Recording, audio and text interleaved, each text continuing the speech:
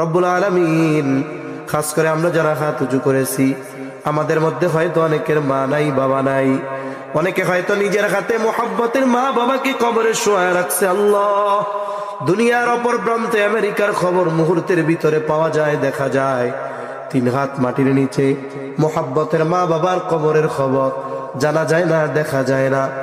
গুনার কারণে যদি কারো মা বাবার কবরে আযাব হয়, আয় আল্লাহ, এখানে হাফেজে কোরআন আছে, উলামা ইকরাম আছে, তালিবুল ইলম আছে, আপনার দাড়ি পাকা অনেক বান্দা আছে, যুবক আবেদ আছে, মুসাফির আছে, অনেক মা বোনেরা হাত উঁচু করেছে। আল্লাহ, আমাদের মধ্যে যাকে পছন্দ, যার আমল পছন্দ, তার আমলের ওসিলায় ওই মা বাবার কবরের আযাব আল্লাহ আপনি মাফ করে দেন।